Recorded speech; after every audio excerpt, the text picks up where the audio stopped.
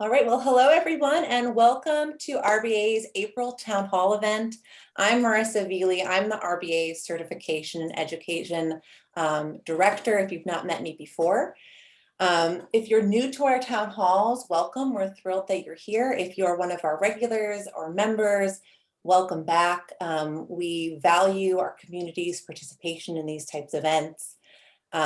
These town halls are collaborative events that really allow our community of bakers to share information from techniques to business ideas, to technology and innovation.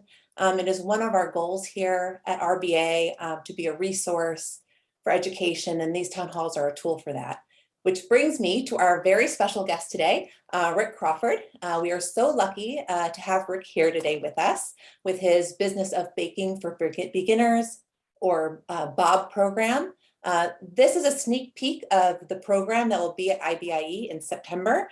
And there is a link, I believe, in the chat box where you can find how to sign up for that full program for September. And so we recommend that you do that. Let me properly introduce Rick, and then I will let him take over from here. Rick has been in the baking industry since 1974. He has worked in the supermarket industry, has been a bakery franchisee, has worked with retail bakeries from full line to wholesale. Basically, Rick has done it all. And now he is a managing partner at the RPIA Group. He has a passion for food safety and has implemented numerous HACCP plans and is a certified food defense coordinator. The Business of Baking, or BOB, is an abundance of information for beginning bakers, and is one way for Rick and the RPIA Group to give back to the industry. So that's enough from me. I am going to now pass it on to Rick, where he can share his wealth of knowledge with you. So here is Rick with BOB. Thank you very much, Marissa. Hi, folks. Thanks for spending some time with me today. BOB started because there was a way that we wanted to help convey good information that we couldn't find it being delivered anywhere else. The first BOB was held at an RBA in Chicago, I don't know, 2010, somewhere around there. And it's been successful. We do not do it very often. It is a very, very full day. It's a very full day. Consequently, people that have attended, the numbers are always good. They say they like it. It's worthwhile. They say they leave with a headache because there's so much information.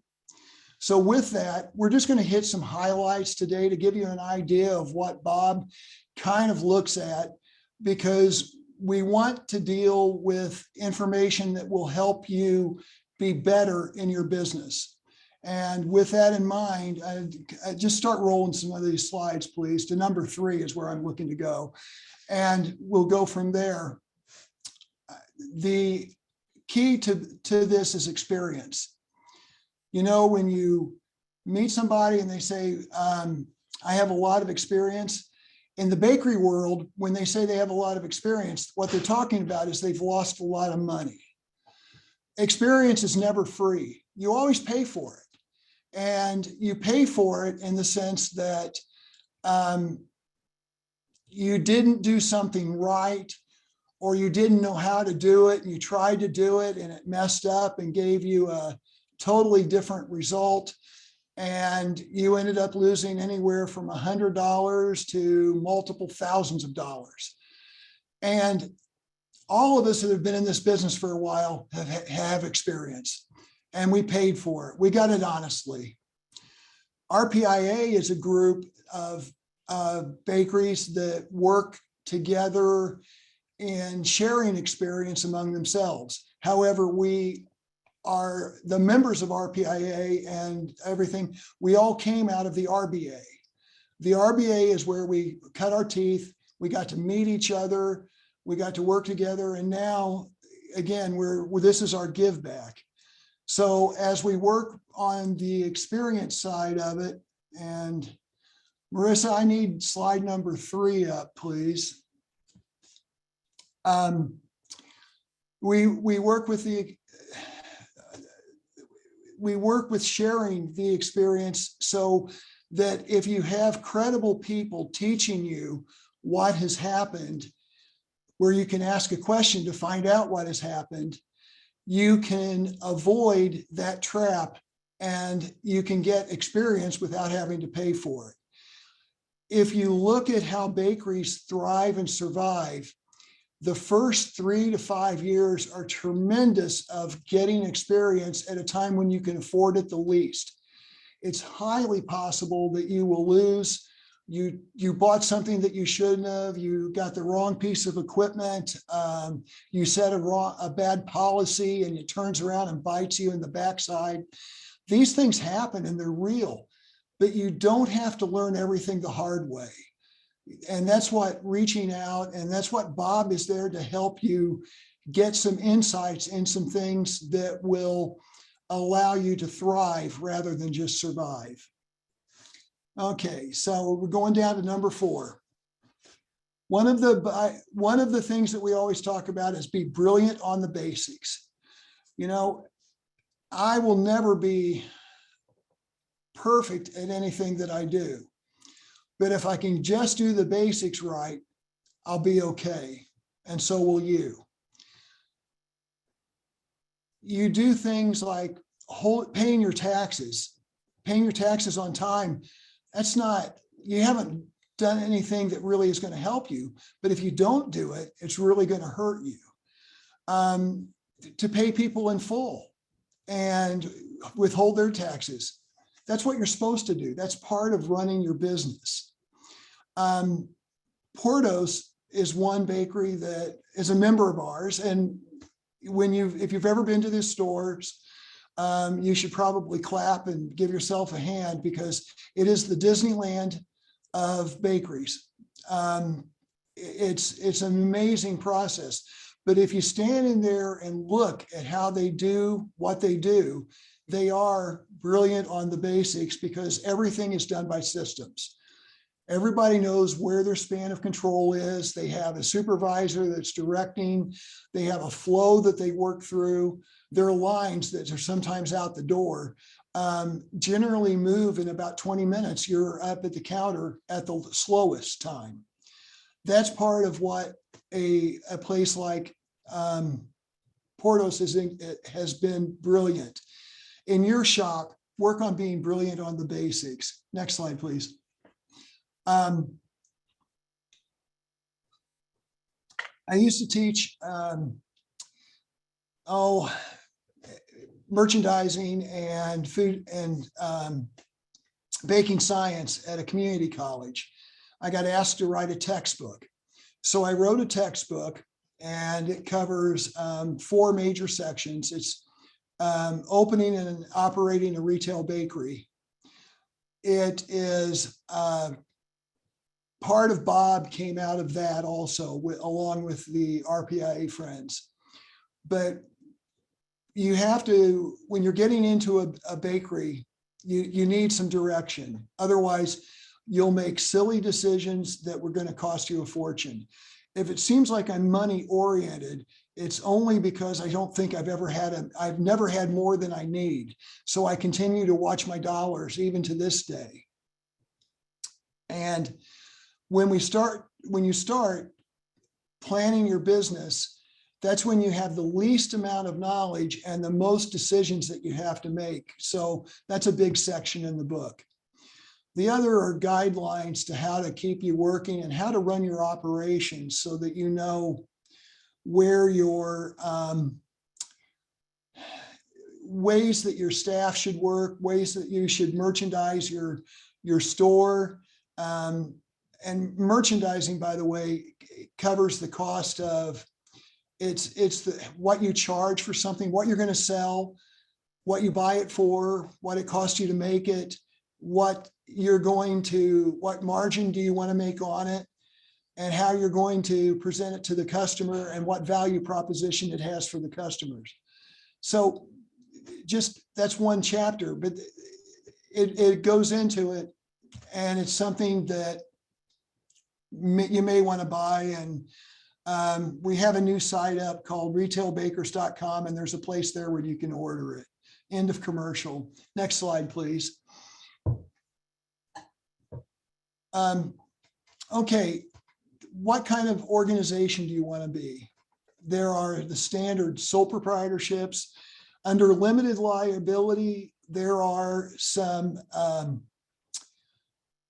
opportunities. You can be a limited liability partnership, or you could just be a limited liability company.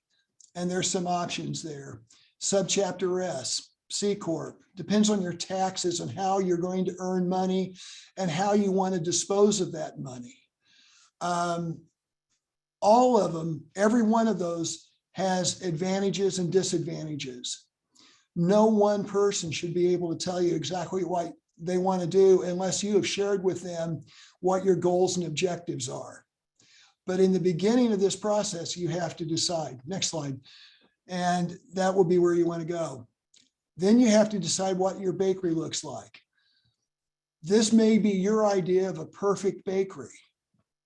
And I actually know it's considered a successful bakery, but it has the home look and it's walking across the fence. My OSHA heart kind of goes up and down when I look at walking up and down that little bridge, and when it's icy in winter, and this bakery's in an area of the country that does have ice. I look at some of those things and say, whoa, is that an accident waiting to happen? So, however you want to put your bakery, think about your safety for your customers, getting them in and out of that bakery and what you want to sell. Next slide, please. The SBDC, Small Business Development Center, is the best little golden hidden nugget that I ever found from the government. They actually have free consulting from trained people that are good in it. I'm a customer of them, and my guy also taught business administration in a master's program, and yet he was doing this for his part-time job.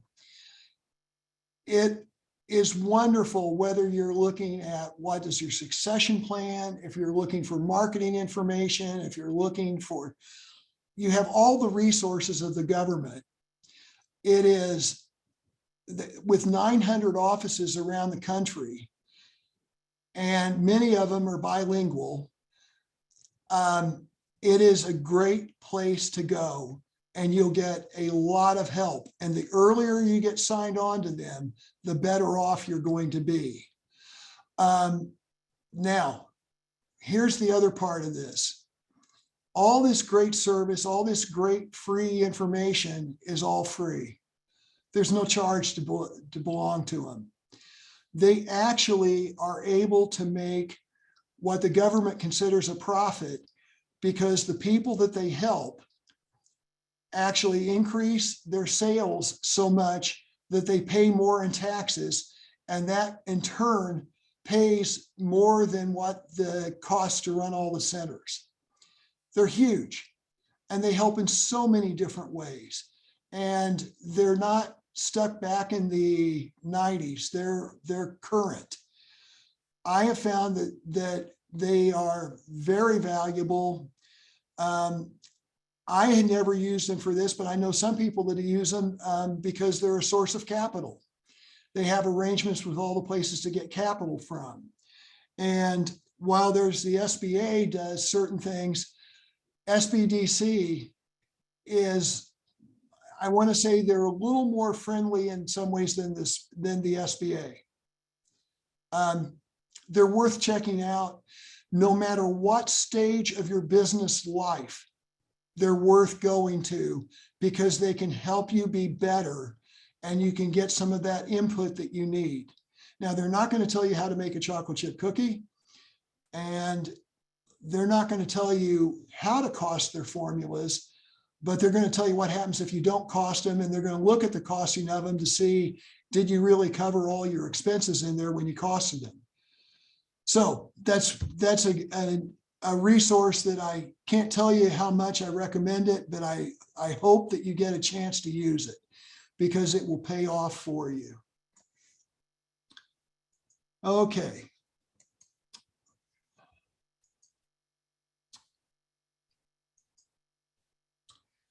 When you go to your location, you don't want a regular retail. You don't want your cousin. You don't want your brother-in-law who's out of work, but he still sells real estate on the side.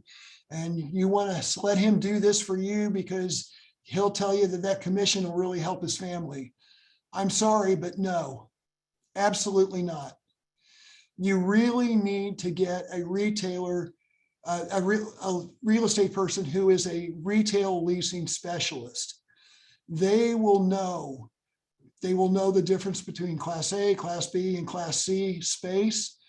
They will know how to negotiate with the different landlords. They will also know how much you can get of a vanilla package and how much you can get knocked off. A vanilla package, let me define that for you.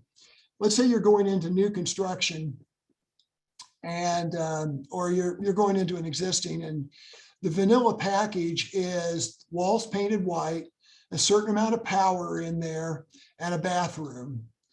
A lot of times what they do is the landlord will give you the money for what they consider the vanilla package, and you can invest that on the build out the way that you need it. And sometimes it is literally a lot of money.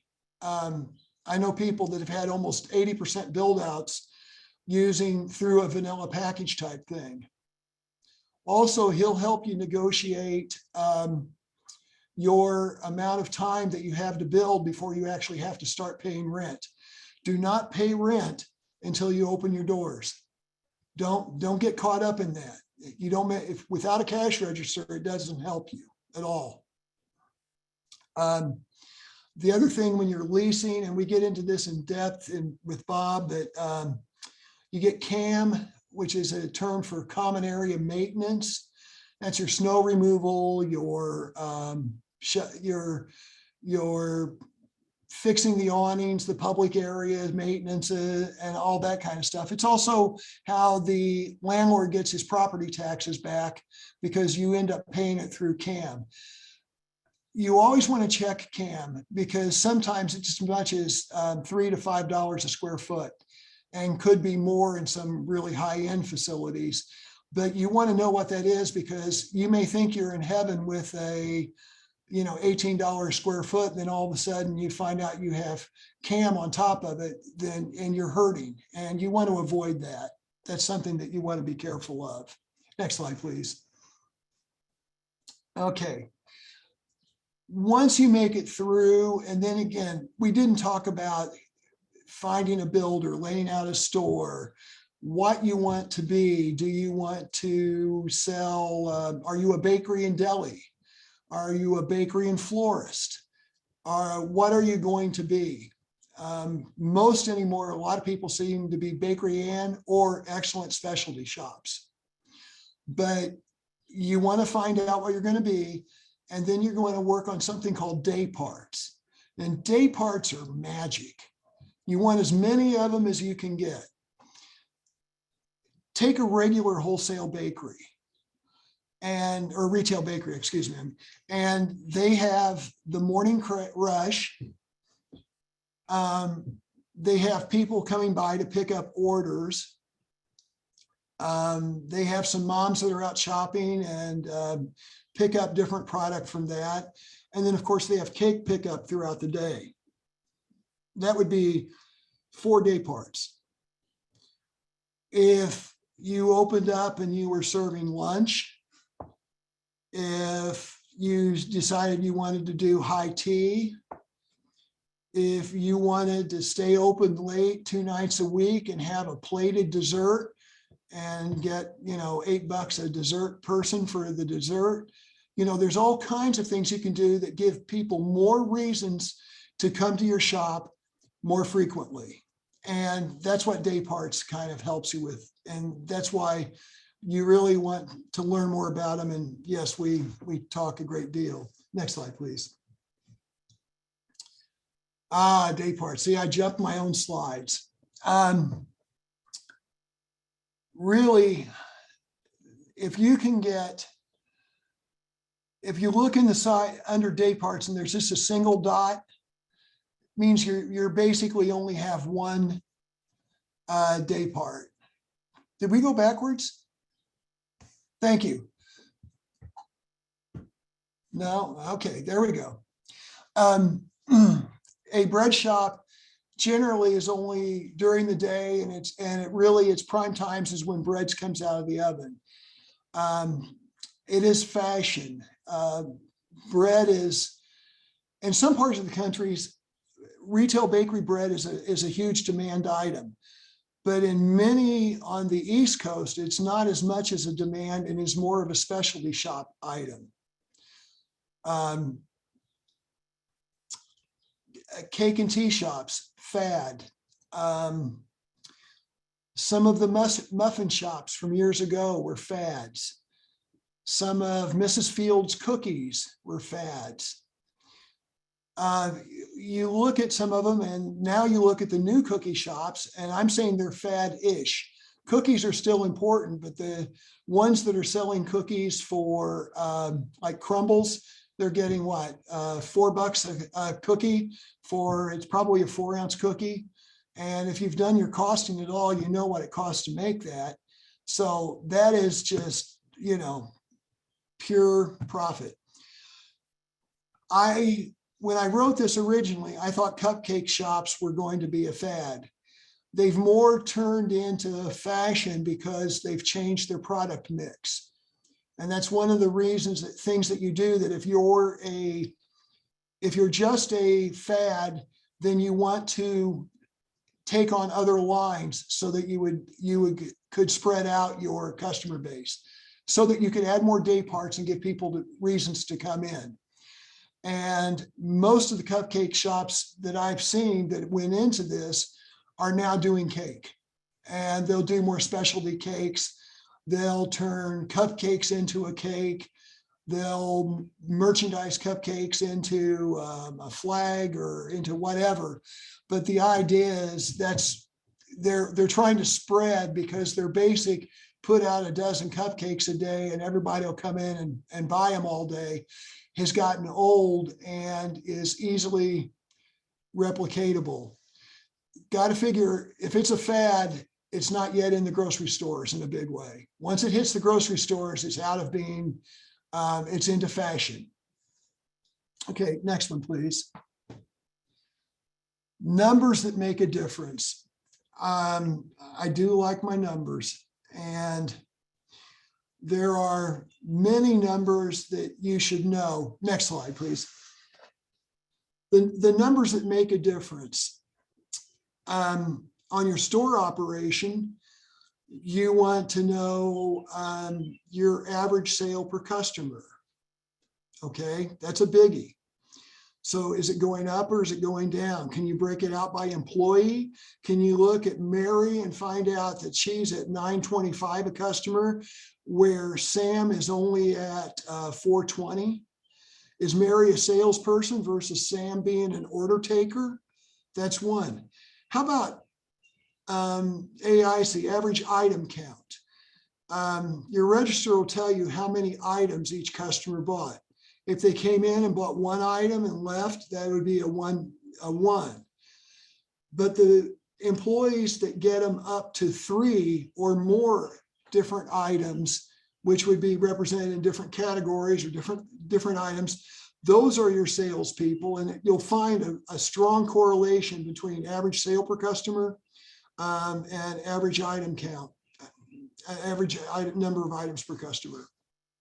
Also, when I was in the grocery business, I worked for Kroger, and I learned something in the store, and it was called ups and downs. And every day, every department had to record how many customers they had and what sales they had. And then they compared it against what they did a week ago. And then you had to know, if somebody from management came by and asked you whether you were up or down, you had to be able to tell them, I'm up or I'm down, and how many customers you're up or down. Well, some of your staff will say, well, this is silly to do. You want them, you want them to worry about sales the whole time they're in there. You want them to be working to get sales, not necessarily sit in a corner and worry, but you want them to be able to be on top of it and to work to raise those numbers. Those are just some of the basic numbers that we're talking about. Some of the other numbers start to get towards your income statement, and on your income statement, how you class these, you're going to get, how do you consider gross profit? Is gross profit to you just strictly what you pay for materials? Or is it for what you pay for materials and packaging? Or is it what you pay for materials, packaging, and labor? There are no rules. It would be nice if there were. I know the RBA several times has done a profit study, and I just wish they'd had 1,000 people sign up each time, because those numbers would be incredibly meaningful to you and to everybody on how to run your business, and some standardization so you would know how to measure what you're doing. This is one area that being unique doesn't help you. You really need to know where they are so that you can intelligently talk about your gross profit. And your gross margin is what's left from your sales. You subtract out what your hard costs were, and then you start looking at your operating costs and your profit and overhead, and you go from there. Those numbers are incredibly important to give you the bottom line that you're looking for. And if you think that a 5% bottom line is good, I'm going to challenge you and say, no, it's not. You need to be at least double that. If you're going to tell me that you're at 8%, I'm going to say that's looking better, but I would really like to see it 15%.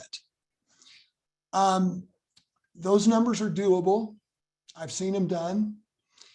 They tend to throw off a real healthy profit. Oh, and where do you put your salary? Do you put it above the line and below the line? Or do you put it all up? Like if you were a C Corp, S Corp, you would tend to want to take the absolute minimum salary that the law required and take the rest so you could avoid some employment taxes on it. There's all kinds of ways in this. And here again, in Bob, we kind of talk about this, because in my mind, we can't talk about your numbers enough. My goal would be for you to understand your numbers and know what makes them where they are and how to manipulate them, because that's going to be your future. And darn, people in this business are good people. They're caring people. They always want to be fair. But you got to remember to be fair to your family. You got to remember that your employees have families, and they need to be, they can't be subservient. They can't. I used to have a bakery across from a large hospital, and this young doctor she had had her first child, and her first child was going to be a year old. And she probably spent 45 minutes of my time trying to design this first baby cake. It ended up a 6 and a 10, 2-tier. And at that time, it was going to be about $80. And I was feeling guilty. I thought, man, that's too much. Well, it's not. And she said, oh, that's good. And she wrote me a check for it. And then she got up and she said, you sure are priced fairly. I expected to pay double that. I felt like camel droppings. Okay. We don't need that. We have a bakery here in Indianapolis, Cake Bake, and please look them up on the internet sometime. They are my heroes when it comes to pricing right now.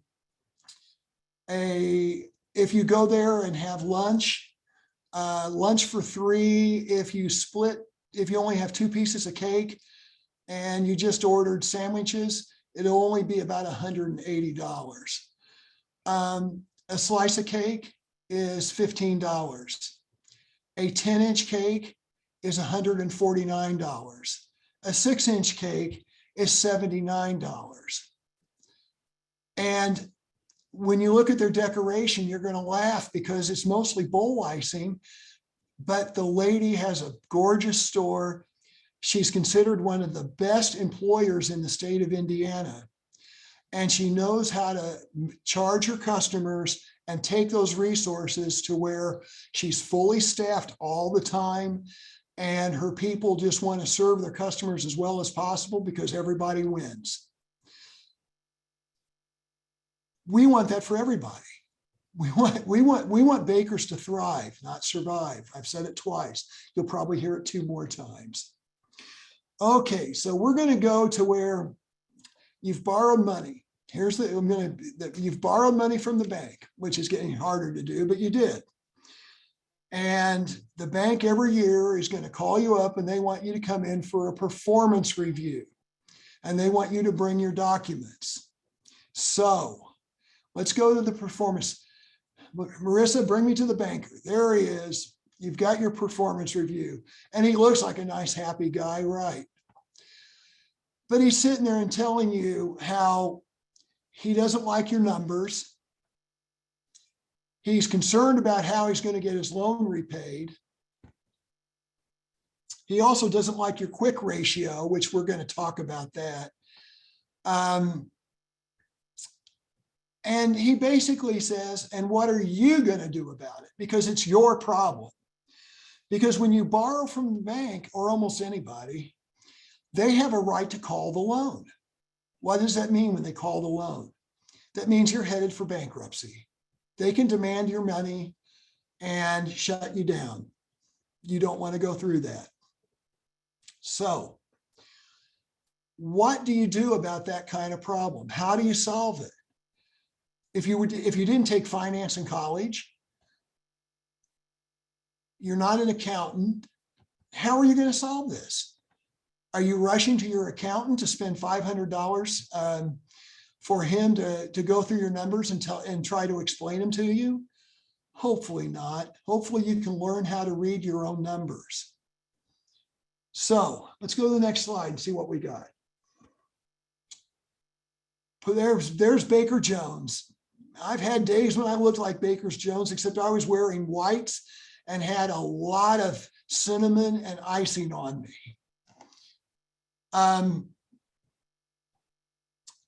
That was my standard list. I can't tell you how many times in performance reviews I said, hey, the holidays are coming. You know, we always do well at the holidays. I'm just asking for grace. I'm praying to a banker, which is not where I want to pray. When you get in this position, you lose your objectivity on your business because you're so focused about what you're trying to do. And all of a sudden, this becomes the most important thing that you were trying to accomplish, and everything else goes to hell in a handbasket. It's not good. It's really not good. And when he says your quick ratio is current assets. Now let's see, current assets divided by current liabilities. All right. And when you do that, off of a balance sheet, by the way, when you do that, and it says you have a 0.6, which means you owe $60,000, but your quick assets, which is your cash and your inventory, are only worth 40, you're not in good shape. If you liquidated everything, you couldn't pay your bills. You want to have a quick ratio of 2 or more, because that's when you get to set terms to the bank. That's when you get to say, I want prime. That's when you get to not be told that, look, we think you're lower than snail droppings, but we'll take you on just because we're magnanimous and you're indebted to us. So bring us donuts every Friday to make us feel good as we tolerate you for your insignificant little contribution to society. Okay, who wants to go through that? Oh, and by the way, I talked about experience. I've had that experience. It's miserable. It's not worth it.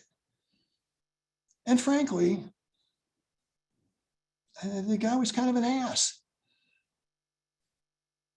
And yet, over money, he was able to ring my bell.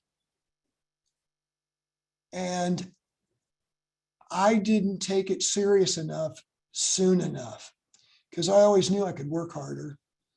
I always knew I could put in more. I mean, so what's 80 hours a week? I can get 100 if I try. I'm afraid some of you may be doing that. It's not good for you or for your store. And when you're tired, you'll make bad decisions and you won't be helping anybody, particularly not yourself or your family. Work smarter, not harder. I can't say it enough. I will be a broken record. I really will be. But somebody who loves you in concept, I love you as a brother, has to tell you that you can't do it that way. You're going to hurt yourself. And you got to respect them enough to realize that when somebody's telling you the truth like that, don't make the messenger the villain. They're trying to help you. And that's part of what you need to do. You need to get mentors that will tell you the truth. SBDC, good mentor. Consultant mentor, good deal. Those of you that attend a church, there are some older gentlemen there that will not know a thing about baking, but may know a ton about business and also the ethics of how to live a good life. And there will be a good mentor for that aspect. There's a lot of ways to make this work because you want to soar with the eagles, not crawl on the ground with the worms. And this is part of it. Okay, well, let's go to the next slide. So we get into a baker's tale. And what do we do? Well, he's got 4 months. His plan doesn't sound like a plan. It's a prayer.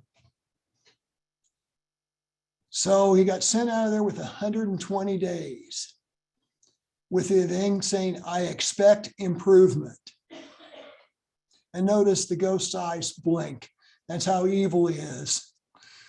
Okay? Bah humbug. Come to Bob and we're going to tell you the rest of how to do it. Because I'm not going to tell you here. We have the answer. Isn't that a sucker punch in the gut? My goodness. The lead up, the draw in, and bingo. But I'll give you a hint because I know how it ends up. If you do the right thing, you can be okay. All right. Let's go to the next slide. Yeah. There you go. Did Baker Jones escape? You know, Bob is going to be a great day. I love doing them at IBIE because everybody's there with so much anticipation of everything going on. And yes, we will cover Baker Jones's escape plan, but these dates are wrong. It's the 17th of September. And we start about 8 o'clock. We have coffee in the room. Hopefully Dawn Foods gives us some muffins again. And we have a break. And then we go on to lunch. We take about an hour and a half lunch. We take a long lunch. One is because the food hall that is in the center is kind of crowded. Even though the floor hasn't opened yet, it'll still be kind of crowded. But you need a chance to decompress a little bit. Then you come back and you have more, and then it ends. And I'm hoping that RBA will have somebody in their booth at a couple of scheduled hours who could be, as a booth as a place to meet, who could answer some of your questions from Bob. I know here and now I'll volunteer for 2 hours over 2 days. Bernadette, so whoever else, and Randy said he would do an hour also. Thank you. So we're going to try to make that work for you. Bob's going to cover oh, we have a new computer system coming. And has anybody here ever heard of BakeSmart? I'm the one that hired the guy to build BakeSmart. And I've quickly learned that I was over my head and I didn't have enough technical expertise to do it. So I went out to my friend, Randy MacArthur. And my friend Randy helped me. And we both are the ones that put up the seed money to get BakeSmart started. And it's been a good program. However, we also left BakeSmart alone. We didn't own it anyway. But we moved on because of many issues. And there's something new, and I've asked her to come and present to you there. And it's a company called SciBake. And they're doing stuff that is so tremendous using artificial intelligence. And I've seen some of the data that it has worked to help people. And they've promised me that before I retire, we will get a price and profit optimization model. What's that? Well, when you buy airline tickets, if it's during spring break, do they cost more? What about if you're going to the Super Bowl? Is that ticket expensive? Are the hotel rooms expensive? How about the car rentals? Or if you're going to a national basketball game and the number 1 team is playing the number 2 team on Saturday night, do you think your ticket's going to cost more than it would be if it was the number 14 team playing the number 26 team on a Tuesday? Heck yes. Guess what? As a baker, we're going to teach you how to charge more and win. And we're going to get it so well that the computer will do it for you. What do you get out of it? Well, we've been testing this for 2 years now. I have a couple of bakeries doing it, and they are able to raise their 8-inch cake prices on the weekend. For the Friday, the short notice cakes, they charge people $10 more and nobody ever blinks. So a quarter sheet is $15 more and nobody ever blinks. The problem is nobody's ever questioned it. Now I'm going to digress to a short story now. There's a bakery in Chicago. It's an old, long-term bakery, good bakery, nice bakery. And they sold cupcakes for 79 cents. And this guy, his granddaughter came in one Saturday and took him around to the cupcake shops all over Chicago. And the man went back to his store and he looked at his 79-cent cupcakes, and he'd been buying cupcakes for $3.75 all day long. And he was upset. So he pulled all of the price tags off his cupcakes and he raised them all $1 and put them back in. So now they're $1.79. Do you know what he was madder about? Still, nobody asked him about the price, and he started selling more of them. When they were 79 cents, they were too cheap, and they were perceived as being a lower quality. Follow the quality and get your retail. But that's a true story. That happened, and I can't tell you the name of the bakery. Sorry. Okay, let's go on to costing. I like costing because, here again, I want you to make money. And in order to make money, you have to have a fair return on your profit. So when you're costing from bowl to retail, okay, everybody should know what bowl cost is. You mix all the ingredients, mix them up in your mixing bowl, take out, and you weigh the batter or the dough or whatever it is. And whatever it cost you to make that, that's what that piece of dough or that muffin cost you when you divide it by the yield. Now, yield is really important. Every formula tells you how many you should get out of them. And if you're not walking back there to check, you're going to find that you have too large a Danish, you have oversized muffins that you're not charging for. Or one of my favorites, instead of getting the ovens adjusted, this guy had 2 hot end ovens. So what did he do? He sat there with his 2 hot end ovens, and in order to get a level cake that was 1 3/4 inches tall, he was baking 18 ounces to 22 ounces of batter in an 8-inch cake pan. So he was cutting off 8 to 12 ounces of batter on every cake and throwing it away. You can't recycle that much of it. And nobody worked on fixing the problem because they never addressed the bowl cost of it and how bad the yield was.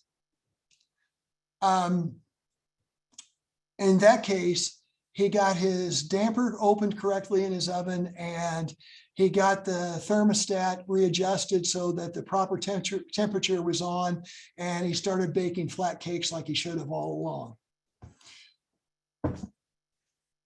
To turn around and get that number and then take it to retail, you can decide what percentages you need and feel like that are fair. And by the way, do not cost everything on a straight costing formula. One is you also have to really, your best costing formula also has labor into it so that you are accounted for it, because frozen product may seem like it's expensive, but the fact that you don't have almost no labor into it, it may actually be cheap. You won't know until you work with those numbers. Work on the shrink in your store to make sure that you're hitting the yield, and people will try to cover it up. If a baker wants all his Danish to sell, he'll just make them a little larger because the big Danish always sell. You find out if you got a big Danish and a little Danish, that big Danish will always sell, even though the little one's the price that they're all supposed to be. Well, as long as you're giving it away, you can do that. Also, the next slide, please. Is that how you're mixing? Is that how your buckets look? How many cents is that of lemon? I think that's a bucket of lemon. And I'm going to guess and say that's somewhere between 12 and 18 ounces of product in there. But at 70 cents a pound, you're throwing out 70 cents out of each bucket because somebody didn't spend the 20 cents worth of labor to scrape it out properly. And if they're sloppy doing that, they're going to be sloppy in a lot of other things. Teach them good habits. All right, that kind of gives you an idea of where that part is. I want to go back to Bob for a moment, and for some of you on who you should consider bringing to Bob. You want to bring to Bob people that are managers, that you see somebody in a leadership position, somebody who's going to be running one of your stores, somebody who's going to be holding a key position in your company. How do you get those people trained? Where do you take them to get them trained? I don't know of a class anywhere that can train them in how to run it, how to do it, how to operate it. That's where you've got to get them into something like this to help them see the scope, and they can also identify sections that they can have a positive impact on your business. I recommend sending them to Bob. I've had one guy that has sent people each Bob, and he called me on this one, and he's sending 3. So it's worthwhile. Okay, service contracts have changed a lot as things have changed over the years, but we still have trash companies. We still have real estates. We still have music. We still have laundry. We'll pick on laundry because most of you are not washing your own clothes. When you go to sign your linen contract, usually it will be a guy and a gal that show up. And then they're extremely friendly. And then whomever you pay more attention to, the other will, oops, I've got to go. I've got to take this call, and they'll leave. And then they're going to work on suggesting the contract for you. And they're going to go into all the wherefores and why-ases, and they're going to tell you what a deal you're getting, and they're going to do all this, right? what they didn't tell you. You know, there's 5 things in that contract that you can cross out and still get through with it. 1, the price that they quote you, line out that you can have no price increases during the life of the contract, no price increases. And they'll agree to it because they're paid by your signing the contract. That's where they make their money. 2, no auto renewal. Never sign a contract that gives you auto renewal on you, because it'll be forever trying to get away from them. And let's see, price, service.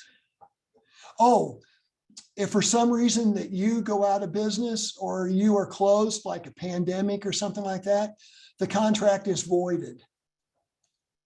So the contract is broken. They cannot come after you for damages because you closed your store and they wanted to sell you $30 of linen each week, whether you were closed or open. Also, God forbid, if you were ever to go bankrupt, you want that contract to be canceled. You don't want to leave anything out there. There's a couple more in there, but that's something that we'll cover in the details of Bob. But the idea is there's so many dollars. When you're just starting a business, everybody wants to congratulate you. Everyone wants to tell you how smart you are, how successful you are. And by the way, you're 2 inches taller, 10 years younger, and 40 pounds lighter than you really are, because you're just a hero to everybody, as long as you can sign those magic contracts. And they really don't care whether you go broke or not. They really don't care if they oversold you or sold you something that will not work. Oh, another one is if the laundry company changed and was purchased by somebody, the contract is void. You don't want to be sold as part of a book of business to a new company that bought it because they can do it.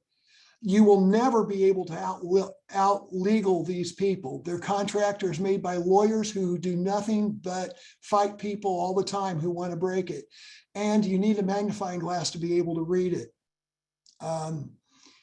They do everything. There is no thing too petty that they can't do to hide the information on a contract. So protect yourself. Also, they're going to give you the contract right when you walk into the room and say, sign this, instead of saying, well, I need 24 or 48 hours to read this before I can sign it. They'll push for a quick signature. We'll give you 1 week free if you sign it now. Trust me, that week wasn't free. You paid for it about 10 times over. These things sound like bullshit. They're not. This really happens. And it's happened to guys with 30 years of experience on them. And it's only $40 a month, and then it's $70 a month, and then it's $110 a month. But when you're first starting out, every dollar is precious and you cannot indulge in those types of things. These people are not your friend. Don't let them don't think that they are. And when you're having a bad day, they'll be the ones that want to listen to everything you say. Okay, that's great. They'll make you feel better, but it's not going to work. They just want that signature. Also, you'll find, and most of you have probably been through this already, the person that sold you is not the person that services your contract. They're gone. They're on selling somebody else down the road. They want to get the next person. So you call up and you get the area manager for it, supervises your delivery guy. And he starts out bad and he gets worse and he gets meaner. And you're stuck with him. Please try to free yourself. I'm going to stop you there because we are about 5 minutes to the end. I'm sorry. No, you packed so much incredible information into that hour. It was fantastic. I just want to leave the last 5 minutes to see if anyone has any questions. You can unmute yourself and just ask Rick, or you can put it in the chat box. So if anyone has any questions, now is the time. It was so much incredible. I'm excited about the full event in September. Is anybody going to come to Bob? I will be there. I'd like to. How many classes are there in September with Bob? Once. Okay. Thank you. You're welcome. You're But welcome. it's truly a full day, Michael. It's a full day of information. Like Rick had mentioned, you will probably leave with a headache because there is a ton of information that you will get from that day. So even though it's one class, it really is the gamut of everything from business, marketing, HR, things like that. So that one class will really kind of hopefully do great things for your business. Okay. And Rick, I'm not I'm a future business owner. I'm not a baker, have a bakery, but I'm going to be a manufacturer. Do you feel like this information is still pertinent to being like a pie manufacturer? Well, yes, and I'll tell you why. One is you're going to deal with people, and two, you're going to deal with suppliers, and you need a tune-up to get some. The more you can get into this world, it's a cheap investment of your time. You're coming there for a day and spending, I don't know, $400 or $500 for the day, whatever it is. You're going to save that money 20 times within the first 2 years. You really will. Okay. And it's the cheapest thing you can do to get a good bang for your buck. And by the way, after you've been through it, I would buy the textbook because that will help be a resource for you to go through. Okay. Look forward to meeting you. Boy, I will be there all day, I promise.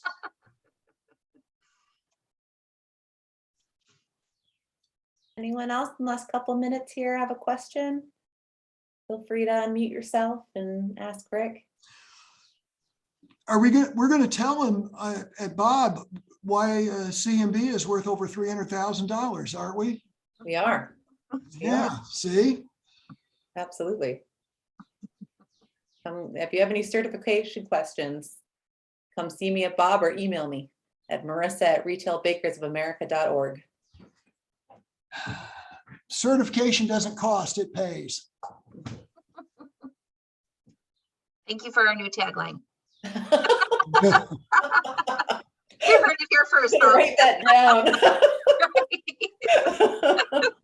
Well, folks, I hope that this was good for you and that you learned something from it. I confess that this was the abbreviated version. But at the rate that we were going today, that's what the 8 hours is, and it'll be one of the fastest 8 hours in your life. Thank you. Thank Rick. you. It was so great. Thank you. Thank you. Thank you, everyone. Thank you, Thanks for the everybody. information, Rick. No, thank Thank you, you. Scott. See you in Bye-bye. Vegas.